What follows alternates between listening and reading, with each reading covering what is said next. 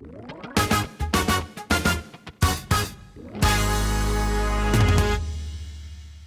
right, it's time to talk Detroit hockey because this is the moment where the conversation around the Detroit Red Wings changes. For years, it's been patience, patience, patience. I know you've all heard this before. Trust the Yzerplan, trust the rebuild. But now the question isn't, are they getting better? It's, why aren't they delivering yet? And so you look at where this franchise is in 2026, and the context matters. It really does. I couldn't even get into the rest of this without laying that out. This isn't a team at the start of a rebuild anymore. We're well past that. It's not 2020. It's not the bottom five roster that Steve Yzerman inherited. We're now deep into year 7. Year number 7. Think about that, of the Yzerman era. And by every normal NHL timeline, that's supposed to be when a rebuild graduates into contention. Even Yzerman himself has acknowledged the urgency fans feel and the expectation to move from improvement to playoff hockey and eventually cup contention. So this is nothing new here. But the thing is that the roster says the time is now. This team has a legitimate NHL core that's in its prime. It couldn't be any more clear to me. If you've watched them at all this season, it looks that way.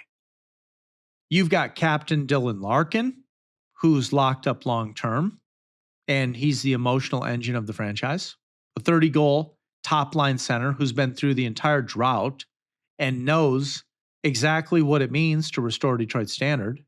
You've got elite young defense in Moritz Seider, who's entering his peak years. You've invested heavily in goaltending, even trading for veteran John Gibson to stabilize the most chaotic position that this team has had for years. And that's not a rebuilding move. That's a we expect to compete now move, clearly. So when analysts say that the Red Wings are poised to take the next step and end the decade-long playoff drought, that's not hype anymore. It's expectation. This is supposed to be the beginning of the next competitive era, not another year of almost. And that's where the heat turns up on the Yzerman rebuild itself. Because let's be honest, on a radio show level, the Yzerplan has been treated almost like a doctrine in this market. Untouchable. But rebuilds aren't judged on promise. They're judged on banners, which he has none. Detroit didn't hire Yzerman to become a respectable bubble team. Okay, I mean, they hired him to restore the franchise that won 4 cups from 1997 to 2008. And we're now at the stage where patience turns into pressure. That's the reality of the business. It just is what it is. And so from my view, this is simple. Rebuilds that stretch close to a decade start to become something else. Stagnation. Even optimistic takes on Detroit's timeline have acknowledged it's approaching that length far beyond the typical 5-year NHL rebuild window. Now, that doesn't mean the plan failed. I'm not saying that. I'm going to get into it, but it does mean that the clock is officially ticking. Make no mistake about that. And here's the part that matters most for right now. This roster isn't built like a future contender. It's built like a present contender.